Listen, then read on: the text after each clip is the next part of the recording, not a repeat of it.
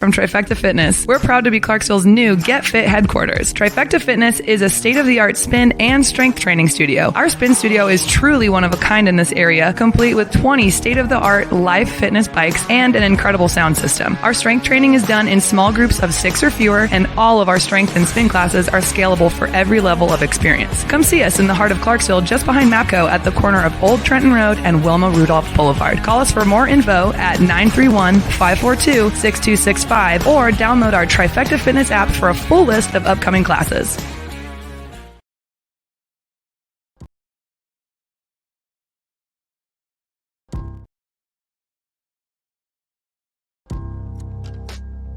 In October 2019, Arlington, Texas was chosen to be the home of a new national museum, unlike any other.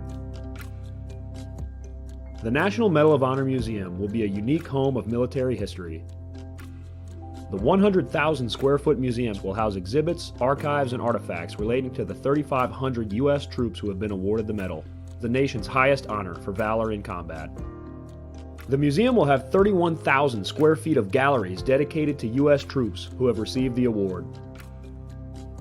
The museum CEO, former Navy SEAL and NASA astronaut Chris Cassidy, said the museum will focus on education as much as preservation.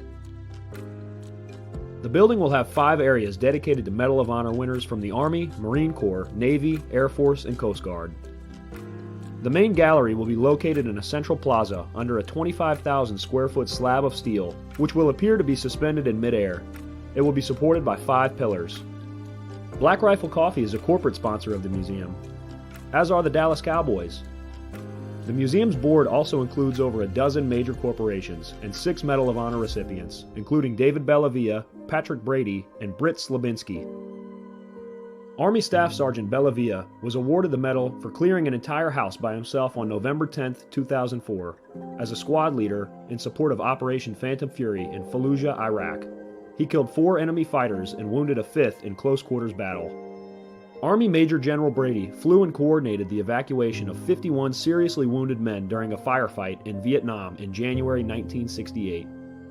Slabinski, a Navy SEAL chief and team leader, led a rescue team of SEALs during Operation Anaconda in Afghanistan in March 2002. Slabinski and his team flew to a mountaintop ambush site to rescue Petty Officer First Class Neil Roberts, who had fallen from the back of a helicopter. Slabinski led the team through almost constant combat against an entrenched Taliban force. Along with the board members, former presidents Jimmy Carter, Bill Clinton, George W. Bush, and Barack Obama serve as honorary directors. The museum is expected to open to the public in late 2024.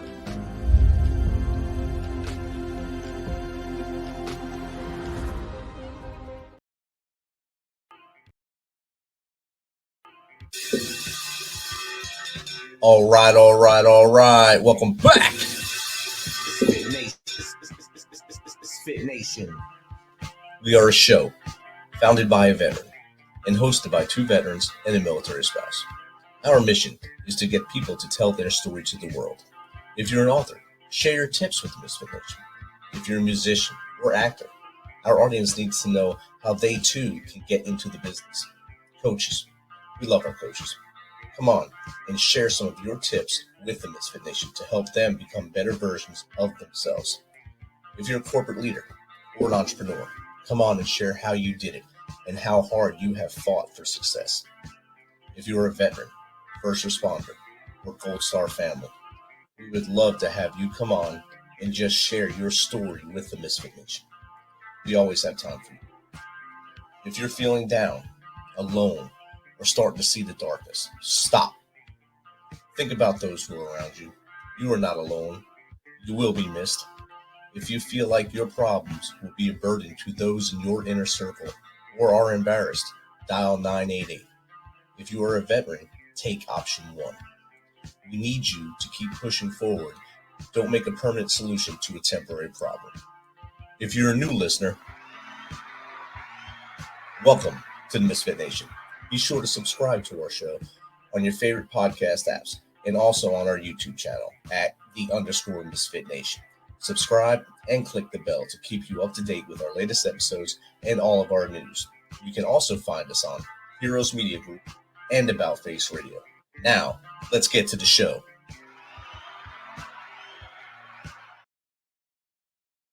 All right. Welcome back. We have a good one tonight, y'all.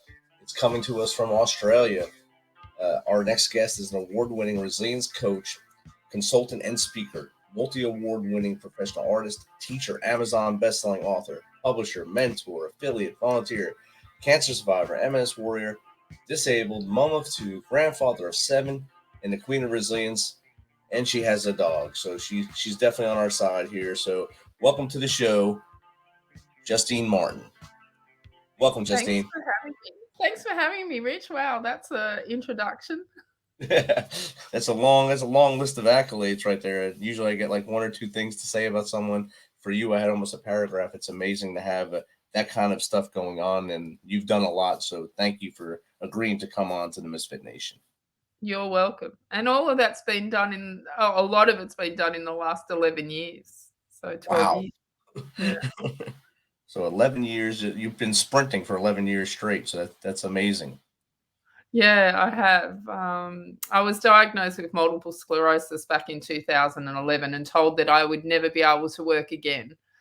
And listened to that medical professional for around 12, 18 months. And he was right. I couldn't work, but in the job that I was doing, there was no way I could go back to that work. I had to learn how to retrain, and he never said that. He just said, you can have a lot of time on your hands, find a hobby. Oh, wow. And I was 40 years of age, and it was like, what am I going to do with the rest of my life? You know, what purpose do I have if I can't work? How can I contribute back to society? Yes, that's definitely a lot of I'm sure a lot of things went through your mind when they tell you something like that, especially when they're the expert and they're supposed to know it all, and they instill that, basically put fear in your mind. But just based on what I just read, you didn't take that fear. You took that as a challenge, and you accepted the challenge, and you've pushed forward. Yeah, look, at the time, I went down a very dark black hole, and the black dog, depression was definitely there, and my whole world crumbled around me in the blink of an eye. And when someone says to you, well, you can't do this anymore, yeah, you believe them, especially when they're in that role of authority. But he didn't know me. And that was his false belief. But, I didn't wake up one morning and go, right, I'm going to become an Amazon best-selling author, and I'm going to do this, and I'm going to win all these awards, and I'm going to do that. And it didn't happen like that. But what did happen was that I went and picked up a paintbrush, and it snowballed from there. So my hobby to fill my days, 6 months later, I sold my first piece of artwork for $300, and it's like, oh my God, I can still make money. I've still got some purpose. And that felt like $3 million to me with what I'd made. And I couldn't believe that people would pay their hard-earned money over to me to hang my paintings on their wall, and that gave them enjoyment. And the business has just snowballed. One has led to another, which has led to another, and now I've got 7. So no more. 7 is my cutoff in businesses, in running them all, and more than enough to keep me busy. I'm sure. So one business for me is enough, because I still do my day job as well. But 7, I'm sure that takes all 24 hours of the day, plus still having to live during that time as well. You have your household, and you have your grandchildren as well. So I'm sure all this keeps you busy during the day. Yeah, look, it does. And it's a full-time job, just managing my medical appointments as well. Because of course, I still have MS, and my body likes to fail me every so often. And I'm back in remission from the cancers. They came back last year. 2 of them came back last year. And I'm now back in remission from that. So, juggling my health as well as the businesses and then my grandchildren. You've got to be the master of time, so to speak. And I keep a really good planner, and I have a really good support system behind me. I've always seen that asking for help is not a sign of weakness, that it's a sign of strength. And I think when you switch your mindset to that, then you don't have to walk alone. Definitely. And I like to tell people you can't go it alone. No matter how tough or strong you think you are, you always need someone to lean on. Like for you, when everything snowballed basically at once. You got diagnosed with multiple sclerosis. You had the heart surgery, right? The heart surgery, and then Sorry.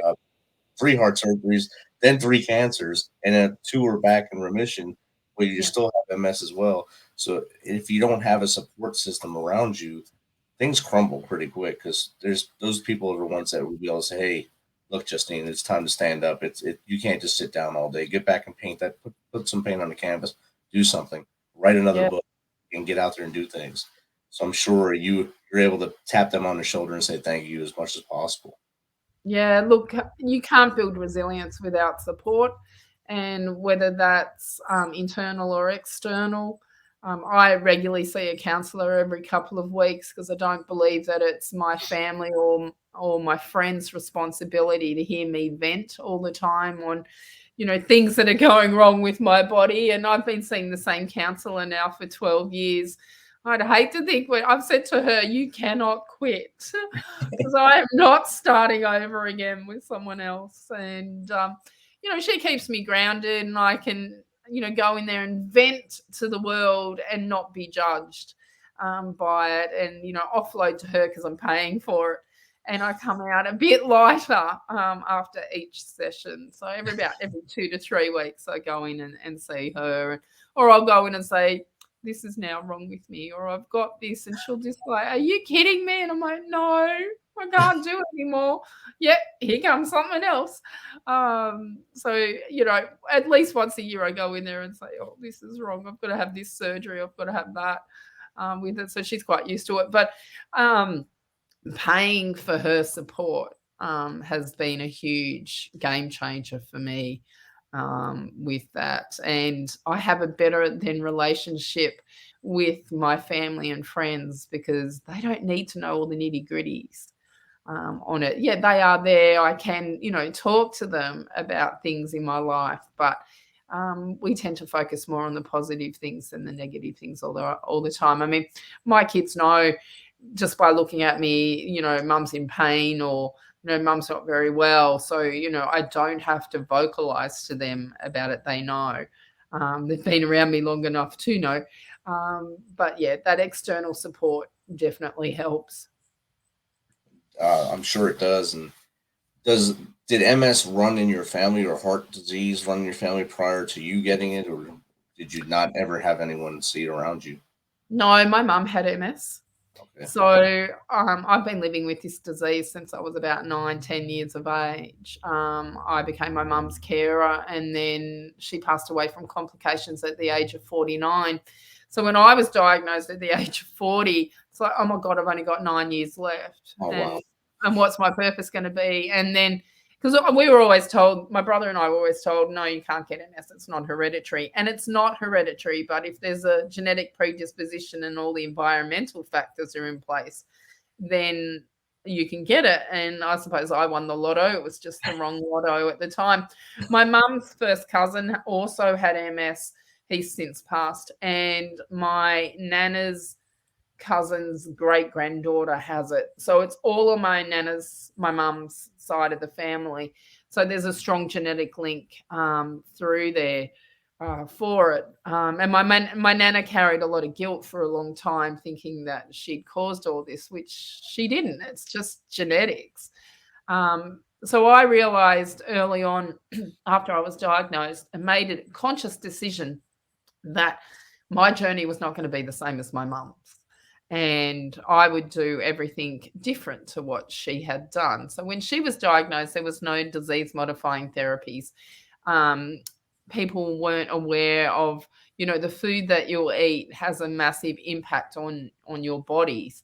And she never exercised. We ate fried food growing up, that nice white fluffy stuff, bread, all of that man-made manufactured food. As I call it, secondary food, not primary food. So I made a decision that I would do things differently. And so I cleaned up my diet. I went on disease-modifying therapy drugs and I exercised, which I was doing prior to being diagnosed, but continue to exercise. And that helped me pull myself out of that depression and set some goals, some realistic goals that I wanted to achieve. And one of them was to become financially independent and not be reliant on a man ever again. Sorry, Rich. But when I was diagnosed and having to stop work, my income stopped overnight, and we didn't qualify for any government assistance over here in Australia. My fiance at the time was earning too much money, but we were living at that standard. And then all of a sudden, I'd lost a good chunk of the income, and my medical bills increased, and having to pay for MRIs that, $800 a pop and stuff like that. So our quality of life started to slip as well. And I felt like I was a burden on him, on society. So when he ended up leaving me, saying that me having MS would affect his goals and dreams in life. And that's okay. That was his path to take. I wouldn't have achieved what I had or what I have now unless I've been through that adversity. So, out of adversities, good things can come. You just don't realize it at the time. And, you're sitting in an adversity like, a marriage breakdown, and that I reinvented myself after he left and became a better person. There were faults on both sides. I can't blame it all on him. There was faults on my sides, but I stopped and looked and went, okay, well, I want to create a better future myself. What do I need to do? What do I need to change? And looking after my health was the primary one back then. And then I got hit then with heart surgery. So every time I've, made an advancement, bang, something else has happened. It's like, okay, well, let's just get through this. And all the way through all the businesses that I've built, I've continued to look to the future, to look for a better future for myself, and what do I need to do in order to improve myself to achieve what I want to. And that's where we are today. So continually learning and putting strategies in place to make things better. Because I'm the one that has the choice. I can continue to sit in the corner and rock, or I can take control of my life and my situation and better myself. So retraining, which is what I did. I don't learn conventionally anymore like I did when I was younger. It's a different form of learning. So I've adapted and modified to my disabilities, but it doesn't mean that I've stopped. It just means it's a little bit different to what I used to do. Right. And you show just by when you get the diagnosis and going through the roller coaster that you've gone through over the last 13 years now, right? 12 years, that you had resilience in you. Did that come from upbringing as well? Or was that just something you didn't know you had and bam, I'm pretty resilient. I can take all these punches and just keep coming back and fighting? So here's a question back to you before I answer mine. All right. Is resilience something we're born with, or is it something that we learn?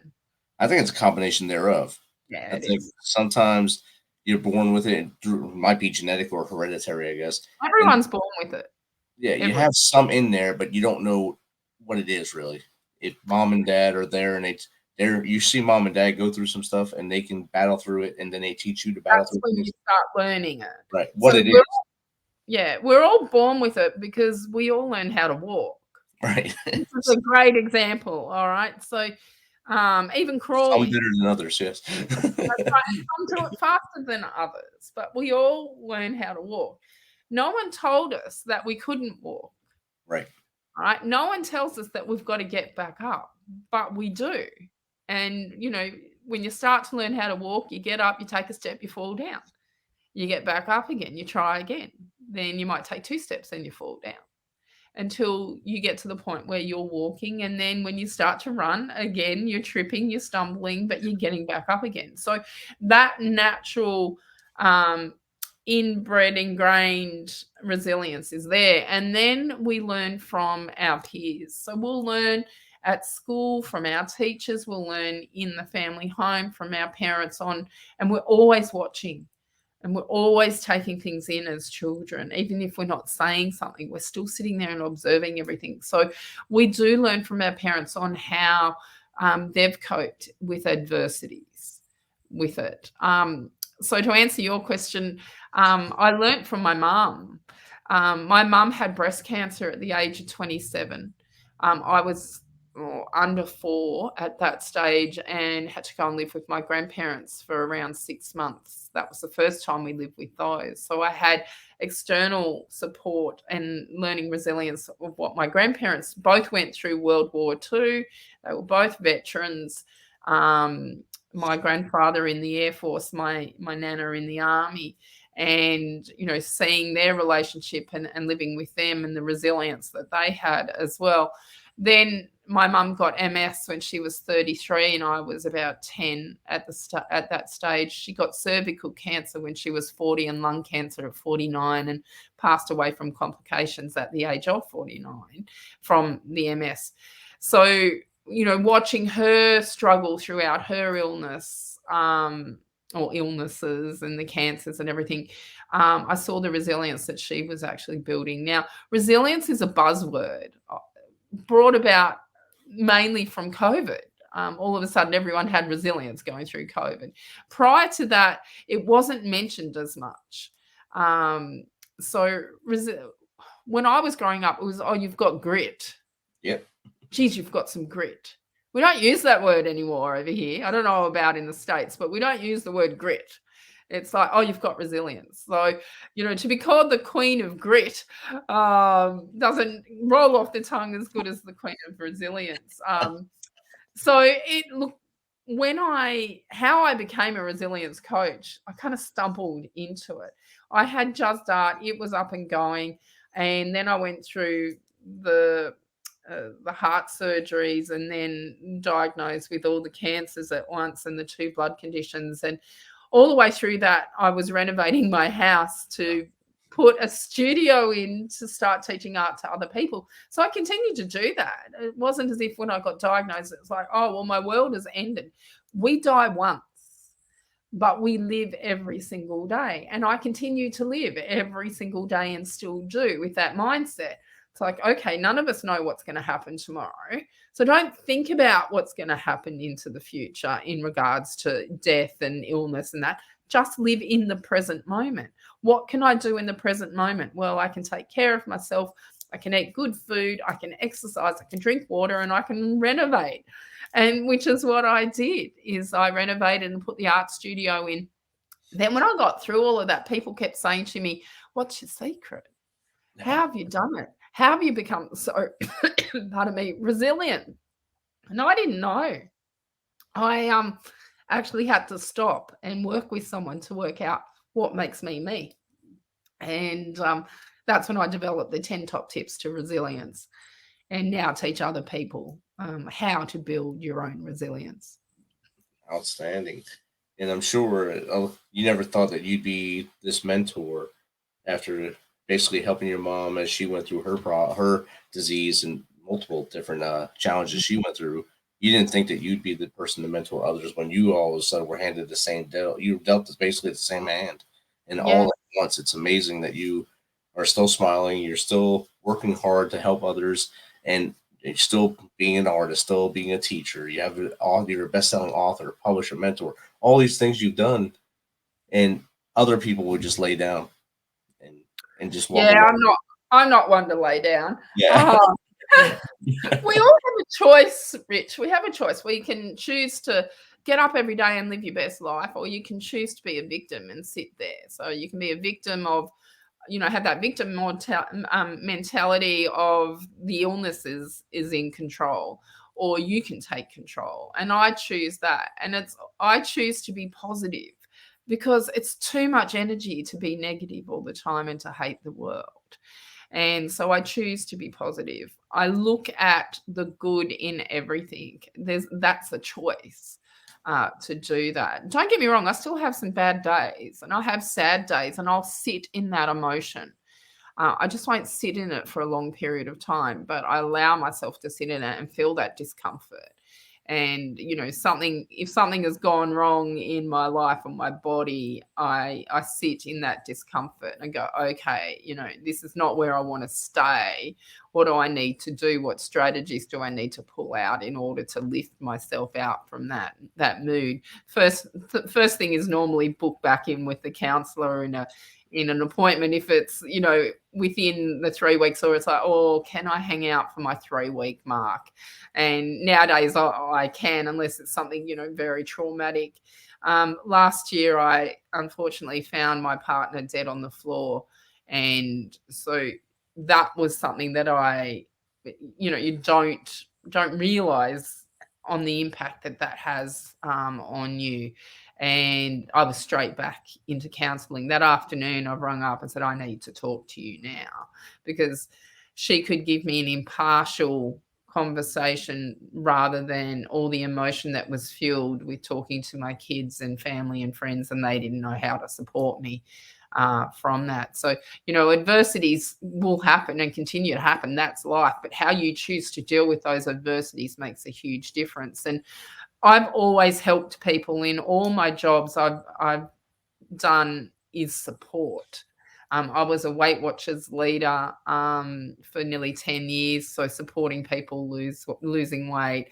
And it's just natural to me to support and help people, which is what I do in nearly every single business that I've actually got, is to support people. And that is my higher purpose in life, is to support and help people. I thought I was in my dream job back in 2011. I'd worked my whole career to get to the point where I was a program director for Jenny Craig, who no longer exists anymore because it's all gone bust.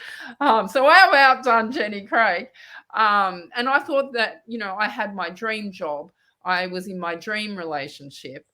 That, I was living that perfect life, and the universe had other ideas for me in a different trajectory, because I wasn't. And I look now going, there's no way that I would have thought that was going to be happy for a long period of time.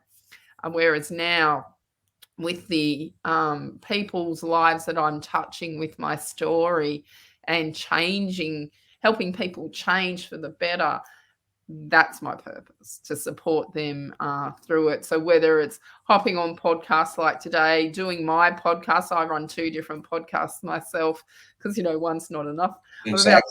I'm about to start another one as well, Rich. So there'll be 3, one on resilience mindset, one with MS, and one with Morpheus Publishing as well, because I started a publishing business last year. And, my mum always told me there's no such word as can't. One thing that I remember there's no such word as can't, Justy. Just learn how.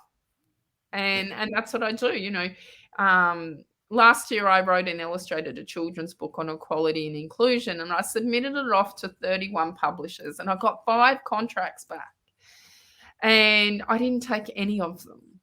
I sat there and went, right, I'm on something here. If I can get 5 contracts back, people think that this is worthy of being published. I read the fine print, and they wouldn't let me use my artwork for anything else. And even something that was similar in style. And I'm like, well, that's not going to work for me, because, art is a major income earner.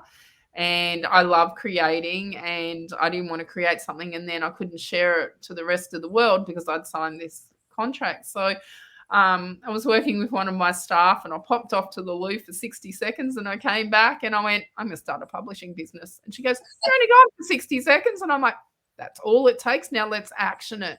And that's one thing that I do in my life, is when I have a hairball idea, and my family's used to these big, brainy, hairy, audacious goals that I get, is that I action them. And that's the difference to the average person, is you got to action things straight away. Who's had an idea and not actioned it, and then someone else has gone and invented your idea? So I thought of that. Yeah, you probably did, but you didn't action it.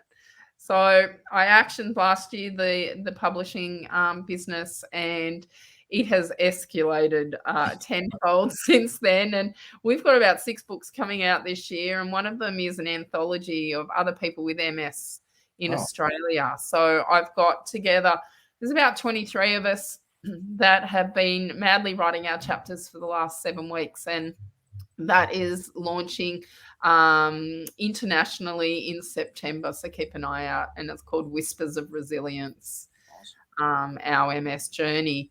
And that, to me, is everything, helping other people, not only the writers that have, penned all of this, but to help other people with MS read this book and know and show that our life hasn't stopped just because we became disabled, just because we have this incurable disease, that, the majority of us have gone on to still contribute back to society and make better lives for ourselves despite the adversities that we're facing. Definitely, and you definitely have. And I mean, even in that last talk you just did, you matter of factly said you found your partner deceased and just kept going. And that's another thing that was thrown at you in this time period. It's not mentioned in all your bio. It's not mentioned, but it's another thing that you were able to. Oh, okay, I have to deal with this now, but I'm still going to keep pushing forward. And there's a lot of people I who don't just have closure with that at the moment. His findings on how he died, why he died, are still with the coroner, and we haven't had the report yet. So we're 10 months down the track, and we're still waiting to find out why and how. He was a fit, healthy 57-year-old male that just dropped dead. So we may never find the reason why. But if I hadn't have jumped on counselling straight away, then I don't think I'd be in the mindset of where I am now. It hasn't sped it up, but it's definitely helped in giving me coping mechanisms and strategies and that. I still have a cry. I still think about him, every single day. Still get a bit emotional. Some days are worse than others, but I constantly remind myself, Rich, that he passed away in that room that day. I didn't, and that he would want me to continue to live each and every day to my maximum. He was, my biggest supporter there was, and he would want me to still, be out there sharing my secrets to the larger community. Definitely, he wanted your light to shine, and sure you miss him. I'm sure everyone else misses him that knew him, but you're able to keep moving forward. My brother-in-law was diagnosed with MS. I want to say probably almost about the same time as you, maybe a little after you, and his path has been a lot worse, debilitating for him. He's not able to do as much as he ever was able to do before, and I can see it. That works on him a lot. That hurts his mind a lot. And then I have a friend. She was diagnosed, and I'm a running coach, and she asked me to train her to run a marathon before it got too bad, and she did it. And that was one of my biggest coaching accomplishments. It was all for her, and I did it just out of kindness to help her. And seeing her joy and her pain, of course, with marathon. There's no fun in a marathon. There's always pain in a marathon, no matter what level of health you are. But she did it, and she can always say in her life that she ran that marathon, even after the diagnosis. But you of course, you want to take those challenges and push them to the mountaintop. Well, I don't know if it was in my bio, but I actually took up. I can't remember what's in the bio now. I actually took up Olympic weightlifting after I was diagnosed with MS, and I've represented Australia in the masters section, the old people's section. That definitely isn't in there. Internationally, and came second in the Oceanias and Pacific Rim. There was only 2 of us in it. But I was there on the day. Where was all the other able-bodied athletes from it? Last year I competed in strongman events. So I did 2 strongman events, and I'm just sitting here looking at my trophies up there because I won both of those in the all ability section, so in the disability section. And I still weight train 3 days a week. I love it going in, and it's always a battle of Juzzy versus MS and who's going to win at each session. And every session is different. I work with a PT, and he's the most patient man on the planet working with me, and I'll go in and he goes, "What hurts today?" I'm like, "Oh, I can't feel my feet very well, and they're all hooky and spasming up. Let's not do anything that involves pushing my legs." So then it's an upper body workout. And so we work around the challenges, but I still go in there, and every single session I go in there, I walk out feeling better. I can feel absolute crap when I walk in, and I walk out in a better mindset. The endorphins are running, and I know that I'm doing something better for my body. from there. So, yeah, I can relate to not running a marathon, but definitely doing things, like I said earlier in the interview, I don't quit, I adapt and I modify. So definitely. I've been weightlifting since 2001. Now, I was weightlifting before it was fashionable of CrossFit and everyone to walk in a gym when you're a female.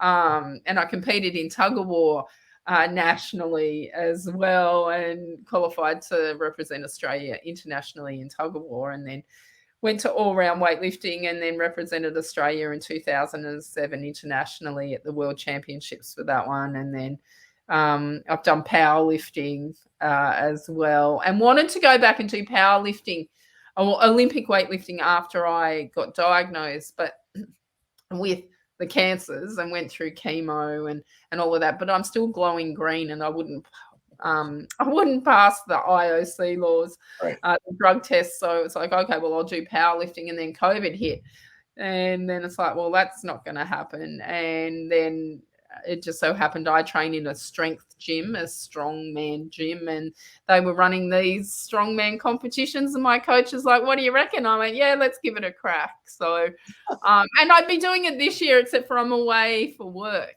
on the comp days, and I'm in Bali and I'm in Ireland and stuff like that. So I'm living the dream, Rich, living the dream. I mean, you've shown it, and your whole story is amazing. Again, thank you for sharing your story with us. If you can give just 3 tips to someone that's handed a bad sandwich of life, basically a bad hand in life, what would you tell them? Some tips to get them to look forward and not look back, and just be like you, straightforward, resilient, and go forward. The first thing I teach everyone is self-care. Self-care isn't about being selfish. That old oxygen mask theory, when you're flying, the air hostess says, put your oxygen mask on first so you can help the person next to you. And that's the same with life. Make sure that your self-care is taken care of. So things like eating right, exercising, making sure your mental health is taken care of, spending some time on you, taking some time out of the day, do some mindfulness, all of that, looking after your self-care. It's not about perfection is another one. It's about persistence. So don't try and be perfect in everything that you do, because you're setting yourself up for failure right from the start. Just be persistent, and the third one is set some goals. Have some visions. Dreams become reality when you set a goal to them, and set those goals despite the adversity that you're facing, because then that'll give you something to strive for and live for. Awesome. And how does someone get in contact with you to either chat with you like we just did, or either hire you to come speak to their company or something like that to pump them up like you have pumped up the Misfit Nation tonight? Have passport, can travel, Rich. So I am an international keynote speaker, but you can contact me on justinemartin.com.au, resilienceMindset.com.au, Juzdart, JUZTART.com.au, or just type in Justine Martin Geelong in Google, and I pop up everywhere. You can find me online. Awesome. And 7 businesses will pop up, probably an 8th one in your mind right now. Right. As we're talking. No more. But I do have a job interview next week as a TV presenter, so we'll see what happens from that one. So a job and 7 businesses. Yeah, that's perfect. And 2 podcasts. Yes. Justine, this has been great chatting with you, and I look forward to seeing the great things you do in the future. Thanks, Rich, and thank you for allowing me the opportunity to be on here today to talk to your audience. It's been great. No problem. Have a great rest of your day. Thank you. Bye-bye. Thanks for checking us out and being a part of the Misfit Nation. Don't forget to visit our website at themisfitnation.com. That's themisfitnation.com to catch up on all of our episodes and also to get some of that great Misfit Nation gear. As always, be humble, stay hungry, and keep hustling, because we are